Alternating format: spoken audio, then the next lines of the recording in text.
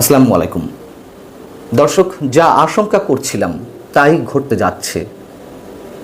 মিয়ানমারের রাখাইনে মানবিক সহায়তা পাঠানোর নামে জাতিসংঘ এবং যুক্তরাষ্ট্রের দাবি অনুযায়ী যুক্তরাষ্ট্রকে করিডোর দিতে যাচ্ছে সরকার। আমরা এতদিন আমাদের সন্দেহের কথা, আশঙ্কার কথা জানাচ্ছিলাম। আমরা দাবি তুলছিলাম যে আমাদের সামনে খোলাসা করা হোক আসলে সরকার কি করতে যাচ্ছে। খোলাসা ঠিকই করেছে, কিন্তু খানিকটা, সব কিছু নয়। যে গোপন শর্তের কথা বলা হচ্ছে তা কেন ডিসক্লোজ করা হচ্ছে না? পররাষ্ট্র উপদেষ্টা তৌহিদ হোসেন রোববার সাংবাদিকদের প্রশ্নের জবাবে তিনি নিজের মুখে বলেছেন কি হতে যাচ্ছে। তিনি বলছেন যে রাখাইনে মানবিক সহায়তা পাঠানোর জন্য বাংলাদেশের মধ্য দিয়ে মানবিক করিডোর তৈরি করতে চায় জাতিসংঘ। এ বিষয়ে শর্ত সাপেক্ষে নীতিগতভাবে সম্মত আছে অন্তর্বর্তী সরকার। তিনি বলছেন জাতিসংঘের প্রস্তাব অনুযায়ী রাখাইনে মানবিক করিডোর দেওয়ার বিষয়ে বাংলাদেশ নীতিগতভাবে সম্মত। বাংলাদেশ নয়, এখানে বলতে হবে বাংলাদেশ সরকার, ইন্টারিম গভর্নমেন্ট। এটি মানবিক প্যাসেজ হবে, পররাষ্ট্র উপদেষ্টা বলছেন, কিন্তু আমাদের কিছু শর্তাবলী আছে। আমি এর বিস্তারিতে যাচ্ছি না। যদি শর্তাবলী পালিত হয় তবে অবশ্যই আমরা সহায়তা করবে। শর্তাবলী যদি পালিত হয় তাহলে সরকার এই চুক্তি করবে। কিন্তু কি সেই শর্ত? কেন জাতিকে গোপনীয়তার মধ্যে রেখে, জাতিকে অন্ধকারে রেখে গোপনীয়তার সঙ্গে এই চুক্তি করা হতে যাচ্ছে? এবং যেহেতু এই শর্তগুলোর গোপন রাখা হচ্ছে, মানুষের মধ্যে তো নানান ধরনের প্রশ্ন উঠতে পারে। যদি কেউ প্রশ্ন তোলেন, এর আগে আমি বলেছিলাম যে এই চুক্তি করা হবে, করিডোর দেওয়া হবে ডক্টর মোহাম্মদ ইউনূস সরকার টিকে থাকার জন্য। যদি সেই প্রশ্ন সবাই করেন, ডক্টর ইউনূস সরকারের মেয়াদ দীর্ঘস্থায়ী করতে এবং সব ধরনের সাপোর্ট যুক্তরাষ্ট্রের কাছে পাওয়ার জন্য এই ঝুঁকিপূর্ণ, ভয়ঙ্কর ঝুঁকিপূর্ণ যে পথে বাংলাদেশ যাচ্ছে তা আমাদের জন্য কতটা বিপদ ডেকে নিয়ে আসবে।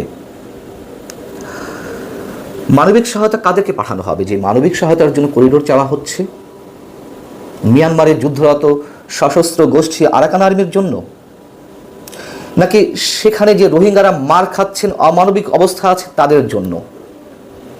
সেখানে রোহিঙ্গারা তো এখনো মার খাচ্ছেন, নির্যাতিত হচ্ছেন। রোহিঙ্গাদের হাতে মার খেয়ে নির্যাতিত হয়ে গত কয়েকদিনেও তো হাজার হাজার রোহিঙ্গা বাংলাদেশে প্রবেশ করেছে।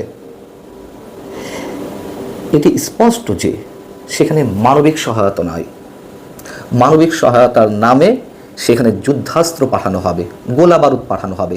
এটি স্পষ্ট।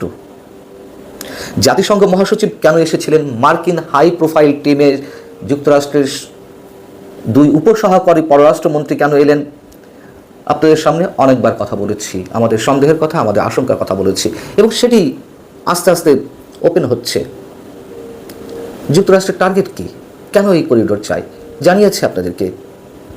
তারা বার্মা অ্যাক্ট বাস্তবায়ন করতে চায়। সে দেশের সেনাবাহিনীকে যে $128 বিলিয়ন বাজেট দিল 2022 সালে, তার মধ্যে মিয়ানমারের সামরিক জান্তার বিরুদ্ধে যুদ্ধ করে মিয়ানমারের নিয়ন্ত্রণ পুরোটা নিয়ে সেখানে চীনের আধিপত্য ঠেকাতে চায়।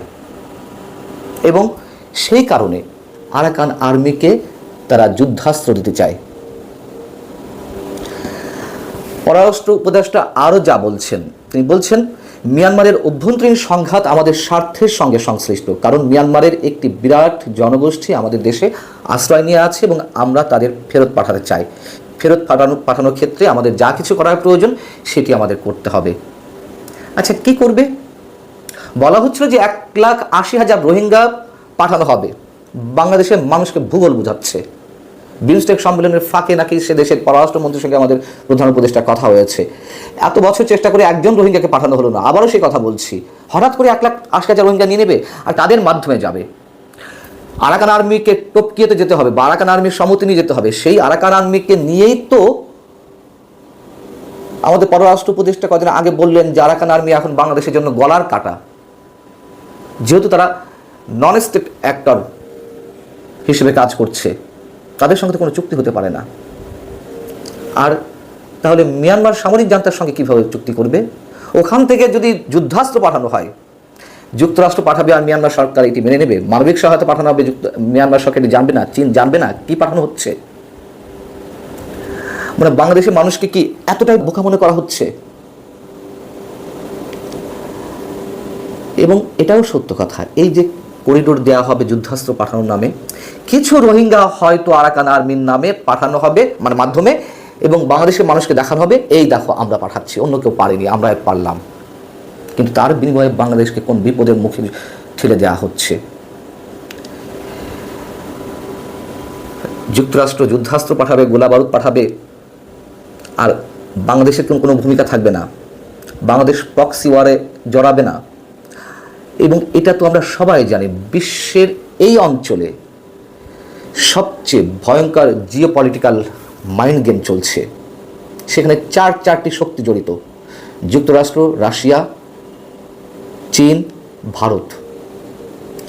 আমি বলেছি আপনাদেরকে, নিশ্চয়ই ভারতও হাত পা গুটিয়ে বসে থাকবে না, চীন বসে থাকবে না। এবং সে দেশে মানে মিয়ানমারের রাখাইনে যদি সত্যি যুদ্ধাস্ত্র পাঠানো হয়, সেক্ষেত্রে তো আমাদের সেনাবাহিনীকেও বিতর্কের মুখে ফেলা হবে, তাদের সহায়তা তো অবশ্যই দরকার। বিষয়টি হচ্ছে যে ডক্টর মোহাম্মদ ইউনূসকে ম্যান্ডেট দেওয়া হয়েছে 5 আগস্ট গণ অভ্যুত্থানের পরে, তাকে ক্ষমতা আনা হয়েছে নির্দিষ্ট মেয়াদের জন্য, তাই না? একটা নির্বাচন উপহার দেবে, তাই বলে তাকে এই ম্যান্ডেট দেওয়া হয়নি যে পুরো দেশ তার কাছে ইজারা দেওয়া হয়েছে। গণমানুষের মতামত না নিয়ে এরকম ভয়ঙ্কর একটি সিদ্ধান্তে সরকার পৌঁছাবে আর মানুষ তা মেনে নেবে? এতই সহজ সব কিছু? জোর করে ক্ষমতায় টিকে থাকা যায় কতদিন? আমি আবারও বলছি, শর্তগুলোর কথা যদি ওপেন করা না হয়, আমরা ধরে নেব, আগেও বলেছি এখনও বলছি, এটি ডক্টর মোহাম্মদ ইউনূস সরকার ক্ষমতাকে দীর্ঘস্থায়ী করতে যুক্তরাষ্ট্রের বিশেষ এজেন্ডা বাস্তবায়ন করছে, এর বাইরে আর কিছু নয়।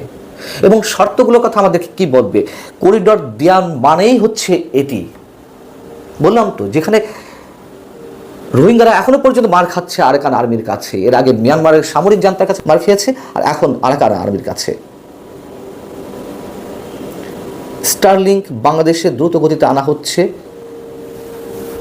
তার পিছনে একটা উদ্দেশ্য রয়েছে সরকার, সে বিষয়ে আলোচনা করেছি। এবং গতকাল আপনাদেরকে জানিয়েছি যে এই স্টারলিংক ইন্টারনেট পরিষেবা আরাকান আর্মিদেরকেও ব্যবহার করতে দেওয়া হবে। এই ডিভাইসগুলো, তাদের মধ্যে যোগাযোগ তো খুব বেশি প্রয়োজন মিয়ানমারের সামরিক জান্তার বিরুদ্ধে যুদ্ধ করতে। ভালো থাকুন সবাই, দেখা যাক কি হয়।